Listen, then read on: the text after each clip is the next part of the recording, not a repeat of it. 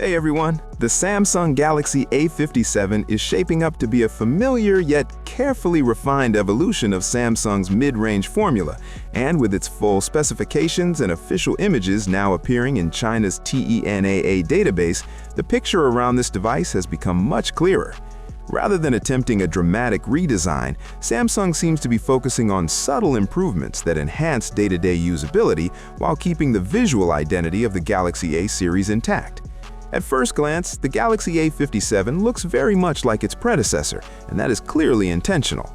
The flat front and back panels return, along with Samsung's distinctive raised key island on the right side that houses the power and volume buttons.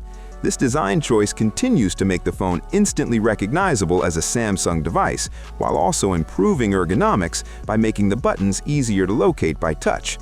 The most noticeable visual update appears on the rear, where Samsung has reworked the camera module.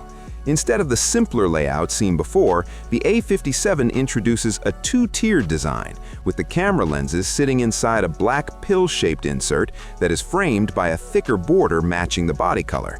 It's a small change, but one that gives the phone a slightly more premium and structured appearance. Another meaningful refinement is the phone's reduced thickness.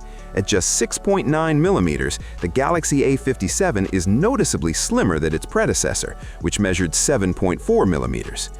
This should translate into a lighter, more comfortable in-hand feel, especially for users who prefer sleek devices without excessive bulk. On the front, the Galaxy A57 features a 6.6-inch display with Full HD Plus resolution. This panel size and technology remain a strong point for Samsung in the mid-range segment, delivering vibrant colors, deep blacks, and solid brightness for everyday use. Performance is handled by an octa-core processor, which Geekbench data points toward being the Exynos 1680.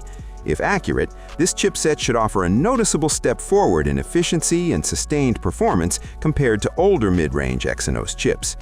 Paired with generous memory options of 8 or 12 gigs of RAM and 256 gigs of internal storage, the Galaxy A57 looks well equipped for multitasking, long-term use, and users who prefer not to rely heavily on cloud storage. Camera hardware on the A57 remains practical rather than experimental. The 50-megapixel main camera is expected to deliver reliable results in a wide range of lighting conditions, supported by a 12-megapixel ultra-wide lens for landscape and group shots. A 5-megapixel macro camera rounds out the rear setup, catering to close-up photography, while the 12-megapixel front-facing camera handles selfies and video calls. This combination suggests a focus on consistency and versatility, rather than headline-grabbing numbers.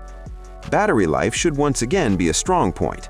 The 5,000 mAh battery is in line with what users expect from Samsung's A series, and the inclusion of 45-watt fast charging is particularly welcome in this segment. On the software side, the Galaxy A57 is set to launch with Android 16 and One UI 8, ensuring access to Samsung's latest interface features, privacy enhancements, and long-term update support. With an expected launch before the Galaxy S26 series and a likely release window toward the end of February, the Samsung Galaxy A57 appears well positioned to be one of the more balanced mid-range phones of its generation.